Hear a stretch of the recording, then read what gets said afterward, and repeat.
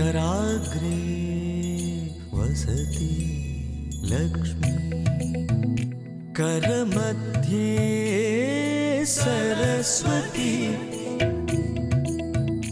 करमूले सदा गौरी प्रभारे करदर्शन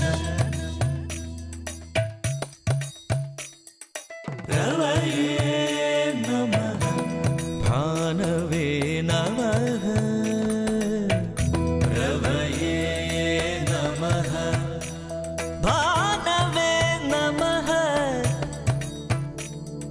समुद्रवसने देवी पर्वतस्तनमण्डिते विष्णुपत्नी नमस्तुभ्यं पादस्पर्शं क्षमस्व मे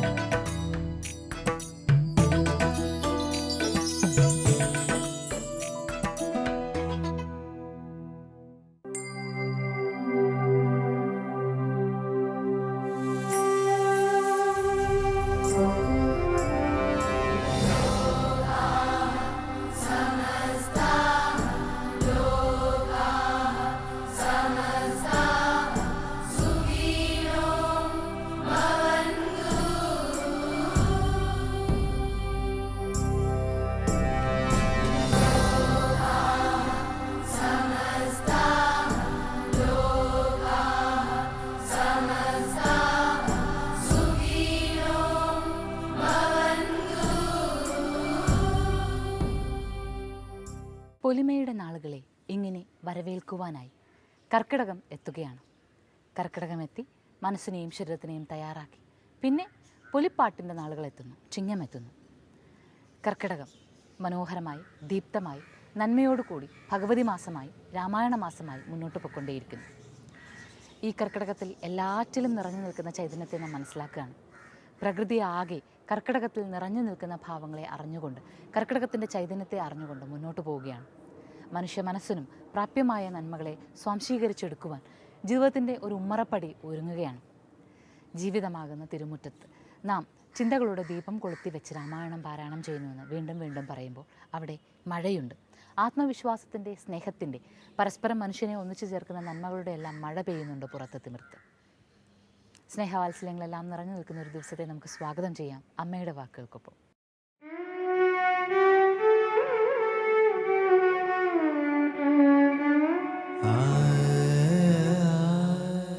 അറിവമ്മ അലിവമ്മ അമൃതമ്മ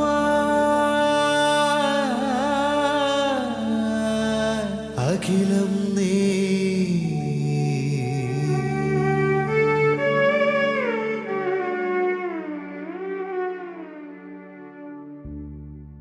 ആഹാരത്തിൽ നിയന്ത്രണമില്ലാതെ മനസ്സിനെ നിയന്ത്രിക്കുവാൻ കഴിയില്ല. ഭക്ഷണം ആരോഗ്യം നിലനിർത്താനായിരിക്കണം. നാക്കിൻ്റെ രുചിക്ക് വേണ്ടിയാകരുത്. നാക്കിൻ്റെ രുചി വിടാതെ ഹൃദയത്തിൻ്റെ രുചി അറിയാൻ സാധിക്കില്ല. ജഗദ്ഗുരു മാതാ അമൃതാനന്ദമയി ദേവിയുടെ വാക്കുകളിലൂടെ ഹൃദയത്തിൻ്റെ രുചി അറിയുവാൻ നമുക്കാകട്ടെ.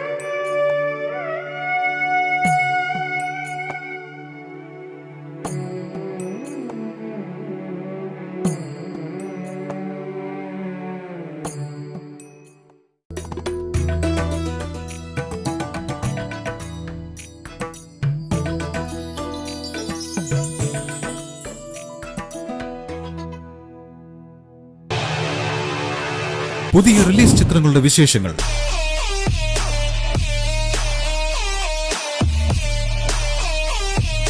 ഏറ്റവും പുതിയ പാട്ടുകൾ, ട്രെയിലേഴ്സ്,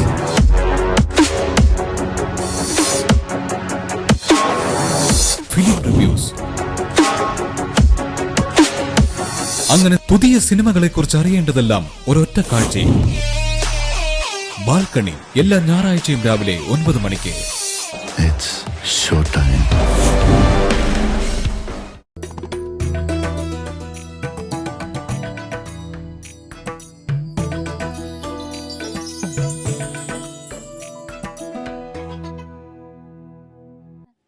രാമായണ പാരായണത്തിൽ നാം ആരണ്യകാന്ഡത്തിലേക്ക് പ്രവേശിക്കുകയാണ്. ആരണ്യകാന്ഡം എന്ന് പറയുമ്പോൾ വനത്തിലേക്കുള്ള പ്രവേശനം തന്നെയാണ്, വനത്തെക്കുറിച്ച് പറയുകയാണ്. കാടിനെക്കുറിച്ച് പറഞ്ഞുകൊണ്ട് രാമായണവും അതുപോലെ തന്നെ മഹാഭാരതവും മുന്നോട്ട് പോകുന്നു. ഭാരതീയ പുരാണങ്ങളും ഇതിഹാസങ്ങളുമായ രാമായണവും മഹാഭാരതവും കാടിന് വലിയ പ്രാധാന്യം കൊടുക്കുന്നുണ്ടെന്ന് മനസ്സിലാക്കാം. കാടിലെ ജീവിതം, കാടിൻ്റെ രീതികൾ, അതിനുള്ളിൽ നിന്ന് പിന്നീട് നാടിൻ്റെ ഗരിമകളിലേക്ക് വരുന്ന രാജാക്കന്മാരുടെ ഭാവങ്ങൾ, ഇതെല്ലാം രാമായണത്തിലും മഹാഭാരതത്തിലും ഒരുപോലെ പറയുന്നുണ്ട്. അതുകൊണ്ട് തന്നെ രാമായണത്തിൽ ആരണ്യകാന്ഡത്തിന് വലിയ പ്രാധാന്യമുണ്ട്. എന്തുകൊണ്ട് പ്രാധാന്യം എന്നല്ലേ? ഈ പ്രാധാന്യം ആരണ്യകാന്ഡം ശ്രദ്ധിച്ച് പാരായണം ചെയ്യുന്നവർക്ക് മനസ്സിലാക്കാനാകും. ഋഷിമാരുടെ, ഗുരുക്കന്മാരുടെ സാന്നിധ്യം നിറഞ്ഞു നിൽക്കുന്നത് ആരണ്യകാന്ഡത്തിലാണ്. അതുപോലെ തന്നെ ആരണ്യകാന്ഡത്തിൽ നിരവധി അസുരന്മാരെത്തുന്നുണ്ട്, അസുരന്മാരുടെ നിഗ്രഹം നടക്കുന്നുണ്ട്, മോക്ഷപ്രവർത്തികൾ ധാരാളം നടക്കുന്നുണ്ട്. അങ്ങനെയുള്ള ആരണ്യകാന്ഡം എല്ലാം കൊണ്ടും പ്രാധാന്യമർഹിക്കുന്നുവെന്ന് മനസ്സിലാക്കിക്കൊണ്ട് ഇന്ന് നമുക്ക് ആരണ്യകാന്ഡം ശ്രവിക്കാം. രാമനാം പരമാത്മാ ആനന്ദരൂപനാത്മാ രാമൻ അദ്വയനേകനവ്യയനഭിരാമൻ അത്രി താപസപ്രവരാശ്രമേ മുനിയുമായി എത്രയും സുഖിച്ചു വാണിടിനാനൊരു ദിനം. പ്രത്യുഷസ്യുദ്ധായ തന്നിത്യകർമ്മവും ചെയ്തു നത്വാ താപസം മഹാപ്രസ്ഥാനമാരംഭിച്ചാൻ. പുണ്ടരീകോത്ഭവേഷ്ടപുത്ര ഞങ്ങൾക്കു മുനിമണ്ഡലമണ്ഡിതമാം ദണ്ഡകാരണ്യത്തിനു ദണ്ഡമെന്നിയേ പോവാനായി അനുഗ്രഹിക്കേണം. പണ്ഡിതശ്രേഷ്ഠ കരുണാനിധേ തപോനിധേ ഞങ്ങളെ പെരുവഴി കൂട്ടേണമതിനിപ്പോൾ ഇങ്ങു നിന്നയക്കേണം ശിഷ്യരിൽ ചിലരെയും. ഇങ്ങനെ രാമവാക്യം അത്രി മാമുനി കേട്ടു തിങ്ങീടും കൗതൂഹലം പൂണ്ടുടനരുൾ ചെയ്തു. നേരുള്ള മാർഗം ഭവാനേവർക്കും കാട്ടിയിടുന്നിത് ആരുള്ളതഹോ തവ നേർവഴി കാട്ടിയിടുവാൻ. എങ്കിലും ജഗതനുകാരിയാം നിനക്കൊരു സങ്കടം വേണ്ട, വഴി കാട്ടിയിടും ശിഷ്യരെല്ലാം. ചൊല്ലുവിൻ നിങ്ങൾ മുമ്പിൽ നടക്കെന്നവരോടോ ചൊല്ലി മാമുനി താനുമൊട്ടു പിന്നാലെ ചെന്നാൻ. അന്നേരം തിരിഞ്ഞു നിന്നരുളി ചെയ്തു മുനി തന്നോടു രാമചന്ദ്രൻ വന്ദിച്ചു ഭക്തിപൂർവം. നിന്തിരുവടി കനിഞ്ഞങ്ങെഴുന്നെല്ലിടണം, അന്തികേ ശിഷ്യജനമുണ്ടല്ലോ വഴിക്കുമേ എന്നു കേട്ടാശീർവാദം ചെയ്തുടൻ മന്ദം മന്ദം ചെന്നു തൻ പർണശാല പൊക്കിരുന്നരുളിനാൻ. പിന്നെയും ക്രോശമാത്രം നടന്നാരവരപ്പോൾ മുമ്മിലാമാറു മഹാവാഹിനി കാൺമായി വന്നു. അന്നേരം ശിഷ്യർകളോടരുളി ചെയ്ത രാമൻ ഇന്നതി കടപ്പതിനെന്തുപായങ്ങളുള്ളൂ എന്നു കേട്ടവർകളും ചൊല്ലിനാർ എന്തു ദണ്ഡം മന്നവാ നല്ല തോണിയുണ്ടെന്നു ധരിച്ചാലും വേഗേന ഞങ്ങൾ കടത്തിയിടുന്നതുണ്ടു താനും ആകുലം വേണ്ട ഞങ്ങൾക്കുണ്ടല്ലോ പരിചയം. എങ്കിലോ തോണി കരേറിയിടാം എന്നവർ ചൊന്നാർ. ശങ്ക കൂടാതെ ശീഘ്രം തോണിയും കടത്തിനാർ. ശ്രീരാമൻ പ്രസാദിച്ചു താപസകുമാരകന്മാരോടു നിങ്ങൾ കടന്നങ്ങു പോകെന്നു ചൊന്നാൻ. ചെന്നുടൻ അത്രിപാദം വന്ദിച്ചു കുമാരന്മാർ ഒന്നൊഴിയാതെ രാമവൃത്താന്തമറിയിച്ചാർ. ശ്രീരാമ സീതാ സുമിത്രാത്മജന്മാരുമധ ഘോരമായുള്ള മഹാകാനനമകം പുക്കാർ. ഛില്ലിഝങ്കാര നാദമണ്ഡിതം സിംഹവ്യാഘ്ര ശല്യാദിമൃഗഗണാകീർണം ആതപഹീനം ഘോരരാക്ഷസകുലസേവിതം ഭയാനകം ക്രൂരസർപ്പാതിപൂർണം കണ്ടു രാഘവൻ ചൊന്നാൻ. ലക്ഷ്മണ, നന്നായി നാലുപുറവും നോക്കിക്കൊള്ളുക. ഭക്ഷണാർത്ഥികളല്ലോ രക്ഷസാം പരിശകൾ. വില്ലിനി നന്നായി കുഴിയെ കുലയ്ക്കയും വേണം. നല്ലൊരു ശരമൂരി പിടിച്ചു കൊള്ളുക കയ്യിൽ. മുന്നിൽ നീ നടക്കണം വഴിയെ വൈദേഹിയും. പിന്നാലെ ഞാനും നടന്നിടുവൻ ഗതഭയം. ജീവാത്മാ പരമാത്മാക്കൾക്കു മധ്യസ്ഥയാകും ദേവിയാം മഹാമായ ശക്തി എന്നതുപോലെ. ആവയോർ മധ്യേ നടന്നിടുക വേണം. സീതാദേവിയുമെന്നാലൊരു ഭീതിയുമുണ്ടായി വരാ. ഇത്തരമരുൾ ചെയ്തു തൽപ്രകാരേണ പുരുഷോത്തമൻ ധനുർധരനായി നടന്നോരു ശേഷം. പിന്നിട്ടാനുടരൊരു യോജന വഴിയപ്പോൾ മുന്നിലാം മറങ്ങൊരു പുഷ്കരണിയും കണ്ടാർ. ആരണ്യകാന്ഡം. ആരണ്യകാന്ഡത്തിലാണ് മഹാ ആരണ്യ പ്രവേശമുള്ളത്. അതുപോലെ ശൂർപ്പണഖ എത്തുന്നതും ആരണ്യകാന്ഡത്തിലാണ്. ശൂർപ്പണഖ എത്തുന്നത് കൊണ്ടാണ് പിന്നീട് രാവണൻ സീതയെ അപഹരിക്കുന്നത്. ഇങ്ങനെ എല്ലാമായും പരസ്പരം ബന്ധപ്പെട്ട് നിൽക്കുന്ന ഭാഗങ്ങൾ അത് ആരണ്യകാന്ഡത്തിന് വളരെ പ്രധാനപ്പെട്ടതാണെന്ന് പറയുമ്പോൾ ആരണ്യകാന്ഡത്തിനെ നമ്മൾ മറ്റൊരു രീതിയിൽ കൂടി കാണേണ്ടതുണ്ട്. കഥകളിലൂടെ നാം മനസ്സിലാക്കുന്നതിനപ്പുറത്തേക്ക് മനസ്സിലാക്കേണ്ടതുണ്ട്. കഴിഞ്ഞൊരു ദിവസം നാം പറയുകയുണ്ടായി, രാമസീതാ തത്വത്തെക്കുറിച്ച് പറഞ്ഞ ദിവസം രാമൻ പരമാത്മാവും സീത ജീവാത്മാവാണ് എന്നും, അതുപോലെ സീത നമ്മുടെ ജീവാത്മാവാകുമ്പോൾ നമ്മുടെ ശരീരം ലങ്കയാണ് എന്നും, ആ ലങ്ക ഭരിക്കുന്നത് അത്യാഗ്രഹവും ദുരഭിമാനവും ഒക്കെയുള്ള ദൗർബല്യങ്ങളും ഒക്കെയുള്ള രാവണനാണ് എന്നുമൊക്കെ മനസ്സിലാക്കണം. എങ്കിൽ മാത്രമേ രാവണനെ പരാജയപ്പെടുത്തി രാമനെ ജയിക്കുവാനുള്ള അവസരം നമുക്ക് കൊടുക്കാനാവുകയുള്ളൂ, ജീവാത്മാവ് പരമാത്മാവിനോട് ചേരുകയുള്ളൂ എന്ന്. ആരണ്യകാന്ഡത്തിലും ഇതുപോലെ നമുക്ക് മറ്റൊന്ന് ജീവാത്മാവും പരമാത്മാവുമായുള്ള ഈ ബന്ധത്തെ സൂചിപ്പിക്കുന്ന ഒരു രീതിയുണ്ട്. അതെങ്ങനെയെന്നല്ലേ, നമുക്ക് വാത്മീകി വർണ്ണിച്ചിരിക്കുന്നത് അല്ലെങ്കിൽ തുഞ്ചത്ത് എഴുത്തച്ഛൻ വർണ്ണിച്ചിരിക്കുന്നത് നോക്കുക. കാടിനുള്ളിലേക്ക് പ്രവേശിക്കുമ്പോൾ രാമൻ, സീത, ലക്ഷ്മണന്മാർ സഞ്ചരിക്കുന്നത് എങ്ങനെയാണ്? രാമൻ ഏറ്റവും മുന്നിൽ, അതിന് തൊട്ട് പുറകിലായിട്ടാണ് സീത, സീതയ്ക്കും പുറകിലായിട്ട് ലക്ഷ്മണൻ. ഇവരുടെ സഞ്ചാരം ഇങ്ങനെ നടക്കുകയാണ്. രാമനോടുള്ള തൻ്റെ അമിതമായ സ്നേഹവും അമിതമായ ഭക്തിയുമൊക്കെ ലക്ഷ്മണൻ്റെ മനസ്സിലുണ്ട്. അതുകൊണ്ട് തന്നെ രാമനെ പിരിഞ്ഞ് ഒരു നിമിഷം പോലും ലക്ഷ്മണൻ ഇരിക്കാൻ സാധ്യമല്ല. അതുകൊണ്ടാണ് കാനനത്തിലേക്ക് വരുവാൻ, വനയാത്രയ്ക്ക് വരുവാൻ ലക്ഷ്മണൻ തയ്യാറായത്. രാമനെ പിരിഞ്ഞ് തനിക്ക് ജീവിതമില്ല എന്ന തിരിച്ചറിവോടുകൂടി. അങ്ങനെ കാടിനുള്ളിലേക്ക് നടക്കുമ്പോൾ രാമൻ മുന്നിൽ നടക്കുന്നു, സീത തൊട്ടുപുറകിൽ നടക്കുന്നു, ലക്ഷ്മണൻ പുറകെ നടക്കുന്നു. ഇടയ്ക്കിടയ്ക്ക് നടന്നു പോകുമ്പോൾ ലക്ഷ്മണന് രാമനെ കാണാൻ പറ്റുന്നില്ല. മധ്യത്തിൽ സീത നിൽക്കുന്നതുകൊണ്ട്, ഇടയ്ക്ക് സീത നിൽക്കുന്നത് കൊണ്ട് രാമനെ കാണാൻ പറ്റുന്നില്ല. അപ്പോൾ ഇടയ്ക്കിടയ്ക്ക് സീതാദേവിയോട് ലക്ഷ്മണൻ അഭ്യർത്ഥിക്കുമത്രേ, അമ്മേ എനിക്ക് എൻ്റെ ജ്യേഷ്ഠനെ കാണണമെന്ന്. അപ്പോൾ മായാസീത എന്ന് പറയാൻ കാരണമുണ്ട്. സീത മാറിക്കൊടുക്കുകയും ലക്ഷ്മണൻ രാമനെ ഇടയ്ക്കിടയ്ക്ക് കാണുകയും ചെയ്യും. ഇങ്ങനെയാണ് അവരുടെ യാത്ര മുന്നോട്ട് പോയത്. ആരണ്യകാന്ഡത്തിലേക്ക് പ്രവേശിക്കുമ്പോൾ തന്നെ രാമൻ സീതയോട് പറയുന്നു, ഇനി സീതയുടെ ചൈതന്യം മായാസീതയായി നിലകൊള്ളുവാൻ, കാരണം ഇനി അപഹരിക്കപ്പെടുമെന്നുള്ളതൊക്കെ രാമന് നേരത്തെ അറിയാമെന്നുള്ളത് കൊണ്ട് മായാസീതാഭാവമാണ് പിന്നീട് ആരണ്യകാന്ഡത്തിലുള്ളതെന്ന് പറയുന്നുണ്ടല്ലോ. അപ്പോൾ ഈ മായാസീതയാണ് ഈ ആരണ്യകാന്ഡത്തിൽ രാമനും ലക്ഷ്മണനും മധ്യത്തിൽ നടക്കുന്നത്. ഇവിടെ ലക്ഷ്മണനാണ് ജീവാത്മാവ്, ശ്രീരാമൻ പരമാത്മാവാണ്. ജീവാത്മാവിന് പരമാത്മാവിലേക്ക് എത്തുന്നതിന് തടസ്സമായി മധ്യത്തിൽ മായ നിൽക്കുകയാണ്. ഈ മായയോട് അതീവമായ ഭക്തി കൊണ്ട്, തീവ്രമായ ഭക്തിഭാവങ്ങൾ കൊണ്ടാണ് ലക്ഷ്മണന് മായയോട് അപേക്ഷിക്കാൻ പറ്റുന്നത്. മായ മാറി നിൽക്കുമ്പോഴൊക്കെ ജീവാത്മാവിന് പരമാത്മാവിനെ കാണാൻ പറ്റുന്നത്. ഇതും ആരണ്യകാന്ഡത്തിലുള്ള വലിയൊരു തത്വമാണ്. ഇവിടെ ജീവാത്മാവായി ലക്ഷ്മണൻ മാറുന്നു, പരമാത്മാവായി ശ്രീരാമൻ തന്നെ നിലകൊള്ളുന്നു. ഇത് നമ്മുടെ എല്ലാവരുടെയും ജീവിതത്തിൽ സംഭവിക്കുന്നതാണ്. എപ്പോഴൊക്കെ നമുക്ക് പരമാത്മാവിൽ നിന്ന് നമ്മെ അകറ്റി നിർത്തുന്ന, അല്ലെങ്കിൽ ജീവാത്മാവായ നമുക്കും പരമാത്മാവിനും ഇടയിൽ മായ ഉണ്ടാകും എപ്പോഴും. ആ മായയെ മാറ്റി നിർത്തണമെങ്കിൽ നമുക്ക് കേന്ദ്രീകൃതമായ ഭക്തി ഉണ്ടാകണം, ലക്ഷ്യബോധം ഉണ്ടാകണം, പരമാത്മ ചൈതന്യത്തിൻ്റെ മൂർത്തിമത് ഭാവത്തെ തിരിച്ചറിയുവാനുള്ള ശേഷി ഉണ്ടാകണം.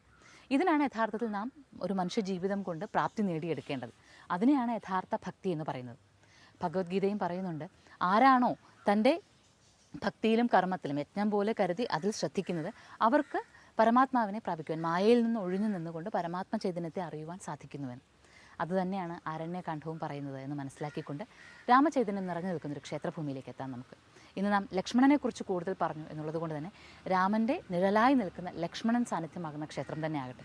ലക്ഷ്മണ മഹാത്മ്യങ്ങൾ ഉരുവിട്ട നാളിൽ കേരളഭൂവിലെ ലക്ഷ്മണ സാന്നിധ്യമുള്ള ക്ഷേത്രഭൂമി എന്ന അന്വേഷണം ചെന്നു നിൽക്കുന്നത് ചാലക്കുടിയാറിന്റെ തീരത്താണ്.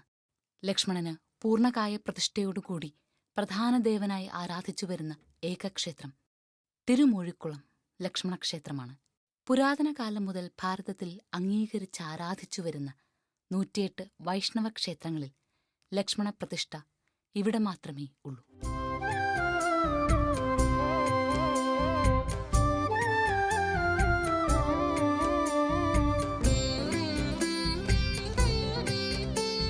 ശ്രീരാമ രാമ രാമ ഹരേ ജയ ശ്രീരാമ രാമ രാമ ഹരേ ശ്രീരാമ രാമ രാമ ഹരേ ജയ ശ്രീരാമ രാമ രാമ ഹരേ. ചാലക്കുടിയാറിന്റെ പഴയ നാമം പുറൈയാറ് എന്നായിരുന്നു. പുറൈയാറിന്റെ തീരത്ത് ഹരിതമഹർഷി മഹാവിഷ്ണുവിനെ തപസ് ചെയ്തിരുന്നു. ദ്വാപരയുഗത്തിന്റെ അവസാന കാലഘട്ടമായിരുന്നു അത്. തപസ്സിൽ സന്തുഷ്ടനായ മഹാവിഷ്ണു മഹർഷിക്ക് ദർശനാനുഗ്രഹം നൽകി. സർവനാശിയായ കലിയുഗത്തിൽ ജനങ്ങൾ ആത്മശാന്തിക്കും മോക്ഷത്തിനുമായി അനുഷ്ഠിക്കേണ്ട എല്ലാ കാര്യങ്ങളും വേദം പോലെ ഭഗവാൻ മഹർഷിക്ക് ഉപദേശിച്ചു കൊടുത്തു. ഭഗവാന്റെ തിരുമൊഴിയുണ്ടായ സ്ഥലം അഥവാ കളം തിരുമൊഴിക്കളം എന്നറിയപ്പെടുകയും ക്രമേണ തിരുമൂഴിക്കുളമായി മാറുകയും ചെയ്തു.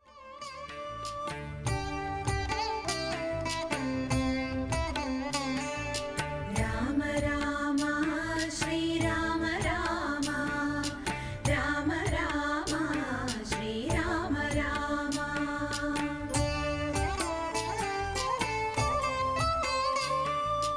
മൈഥിലീപതേ രാവണാന്തക മനസ്സിൽ വാഴണേ രാമ കൗസല്യാത്മജ. ദുരിതപൂർണമാമെന്റെ കഥന ജീവിതം സുഹൃതമാക്കുവാൻ രാമ കാത്തുകൊള്ളണേ. രാമ രാമ ശ്രീരാമ രാമ രാമ രാമ ശ്രീരാമ രാമ.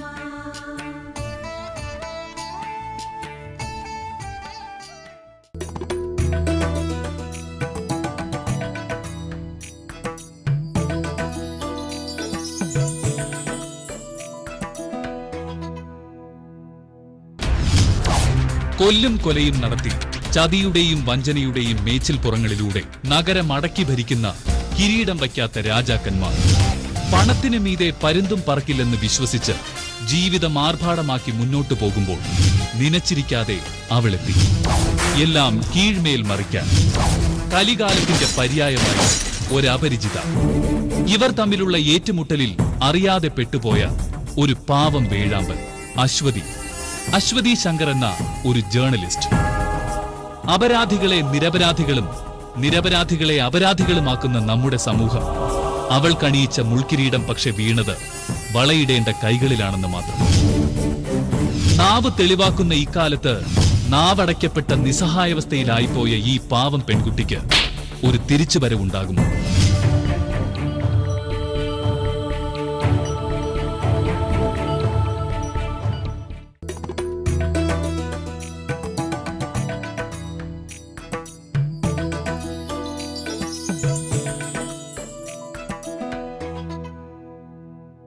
തിരുമൂഴിക്കുളം ക്ഷേത്രോൽപ്പത്തിയെക്കുറിച്ച് നിരവധി ഐതിഹ്യങ്ങളുണ്ട്. ഭഗവാൻ ശ്രീകൃഷ്ണൻ സ്വർഗാരോഹണം ചെയ്തതിനു ശേഷം ദ്വാരക സമുദ്രത്തിൽ ആണ്ടുപോയി. അതിനു മുൻപ് ദ്വാരകയിലുണ്ടായിരുന്ന 4 കൃഷ്ണവിഗ്രഹങ്ങൾ പിന്നീട് സമുദ്രത്തിൽ ഒഴുകി നടന്നു. ഈ വിഗ്രഹങ്ങൾ തൃപ്രയാറിന് സമീപം മത്സ്യബന്ധനത്തിലേർപ്പെട്ടിരുന്ന മുക്കുവർക്ക് ലഭിച്ചു. അവർ വിഗ്രഹങ്ങളെ അന്നത്തെ കരപ്രമാണിയായിരുന്ന വാകയിൽ കൈമളിന് കാഴ്ചവെച്ചു. പിന്നീട് അമാനുഷിക നിർമ്മിതമായ വിഗ്രഹങ്ങളുടെ ചൈതന്യം മനസ്സിലാക്കുകയും അത് 4 ക്ഷേത്രങ്ങളിലായി 4 വിഗ്രഹങ്ങൾ പ്രതിഷ്ഠിക്കുവാൻ കാരണമാവുകയും ചെയ്തു. ശ്രീരാമ ജയ ശ്രീരാമ ജയ ശ്രീരാമ ജയ ശ്രീരാമ. ശ്രീലകവാതിൽ തുറന്നു വരേണം ശ്രീമയമാക്കുക ജന്മങ്ങൾ.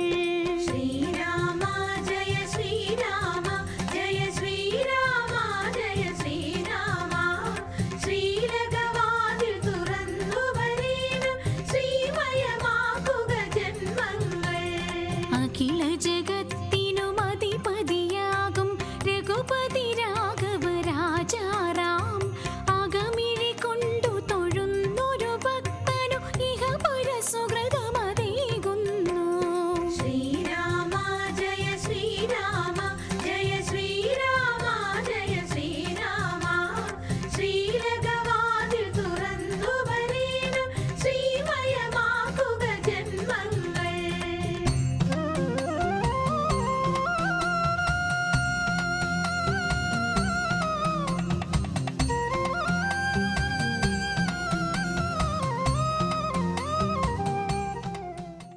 തമിഴ് വൈഷ്ണവർ തിരുമൂഴിക്കുളം ക്ഷേത്രത്തെക്കുറിച്ച് സങ്കല്പിക്കുന്നത് മറ്റൊന്നാണ്.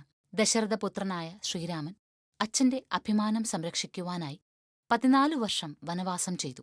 ചിത്രകൂടത്തിൽ താമസിക്കുന്ന കാലത്ത് ചതുരംഗപ്പടയോടുകൂടി ഭരതൻ ശ്രീരാമനെ കാണാൻ വന്നു. ഭരതന്റെ സേനാവിഭാഗങ്ങളോടുകൂടിയുള്ള വരവ് ലക്ഷ്മണനിൽ സംശയമുണർത്തി.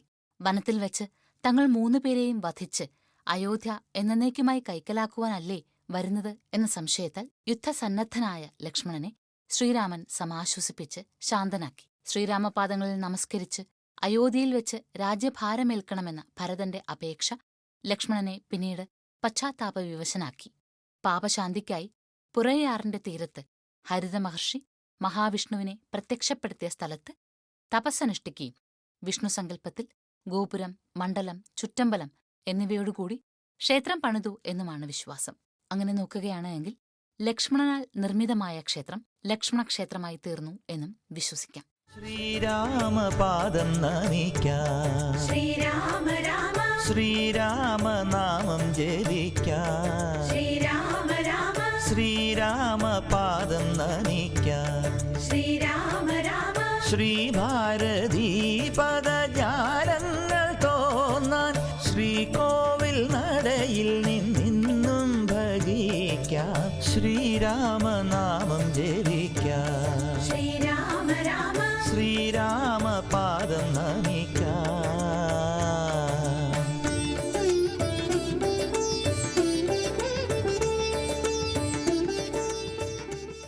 ഇവിടുത്തെ വിഗ്രഹം ചതുർബാഹു രൂപത്തിലാണ്.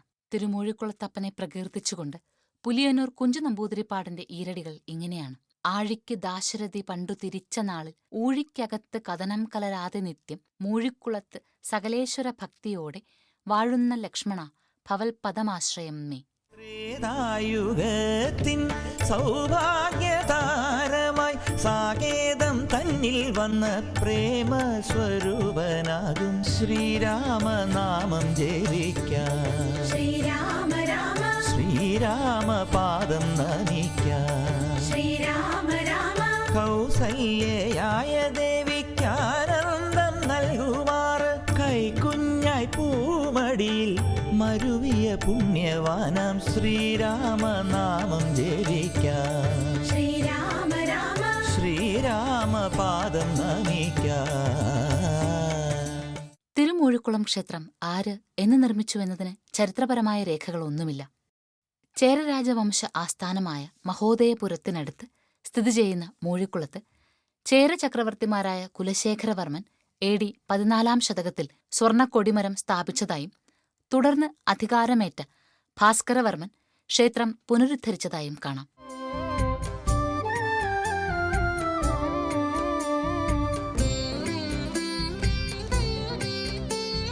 ശ്രീരാമ രാമ രാമ ഹരേ ജയ ശ്രീരാമ രാമ രാമ ഹരേ ശ്രീരാമ രാമ രാമ ഹരേ ജയ ശ്രീരാമ രാമ രാമ ഹരേ. തിരുമൂഴിക്കുളത്തിന് ചരിത്ര പ്രാധാന്യം നൽകുവാൻ മൂഴിക്കുളം ശാല, മൂഴിക്കുളം കച്ചം എന്നിങ്ങനെ പല ചരിത്ര വസ്തുതകളുമുണ്ട്. എന്നാൽ ഇവിടെ ഗംഭീരമായ വലിപ്പമേറിയ ശ്രീകോവിലിനുള്ളിൽ സാന്നിധ്യമാകുന്ന ലക്ഷ്മണസ്വാമിയുടെ ചൈതന്യം തന്നെയാണ് ഏറ്റവും പ്രധാനമായുള്ളത്. ശ്രീരാമ ജയ ശ്രീരാമ ജയ ശ്രീരാമ ജയ ശ്രീരാമ ശ്രീലകവാതിൽ തുറന്നു വരേണം ശ്രീമയമാക്കുക ജന്മങ്ങൾ. കർക്കിടക മാസത്തിന്റെ പുണ്യമറിയുവാനും ശ്രീരാമചന്ദ്രനെ മനസ്സിൽ വെച്ച് ആരാധിച്ച് ജീവാത്മ തേജസ്സായ ശ്രീലക്ഷ്മണമൂർത്തിയെ അറിയുവാനും ഈ ക്ഷേത്രക്കാഴ്ചകൾ സഹായിക്കുന്നു. മൂഴിക്കുളം വാഴും ലക്ഷ്മണനാമം വാഴട്ടെ, ലക്ഷ്മണനെ രക്തബന്ധത്തിനർത്ഥം നീയല്ലേ.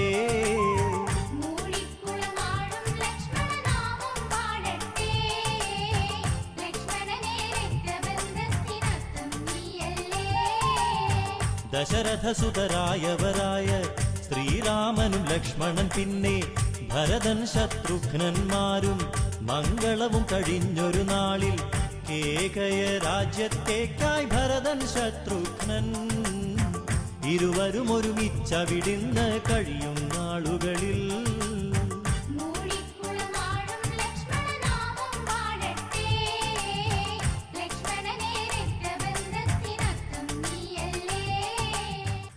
ഇന്നത്തെ ഉദയാമൃതം ഇങ്ങനെ പൂർണ്ണമാവുകയാണ്. നാം കേട്ട രാമായണത്തിൻ്റെ വരികളുടെ അർത്ഥം മനസ്സിലുണ്ടാകട്ടെ. മഹാരണ്യ പ്രവേശം നാം ഓരോരുത്തരും നടത്തുന്നുണ്ട് എന്ന് മനസ്സിലാക്കുവാനുള്ള പ്രാപ്തി മനസ്സിലുണ്ടാകട്ടെ. ജീവാത്മാവിനും പരമാത്മാവിനും മധ്യത്തിൽ നിൽക്കുന്ന മായാഭാവത്തെ മാറ്റുവാൻ കേന്ദ്രീകൃതമായ ശ്രദ്ധയോടുകൂടിയുള്ള ഭക്തിക്കാകുമെന്ന് തിരിച്ചറിവുണ്ടാകട്ടെ. എല്ലാ നന്മയും നേരുന്നു. നമസ്കാരം. ത്രേതായുഗത്തിൻ സൗഭാഗ്യതാരമായി സാകേതം തന്നിൽ വന്ന പ്രേമസ്വരൂപനാകും ശ്രീരാമനാമം ജപിക്കാം. ശ്രീരാമ രാമ ശ്രീരാമപാദം നമിക്കാം. ശ്രീരാമ രാമ ശ്രീരാമപാദം നമിക്കാം.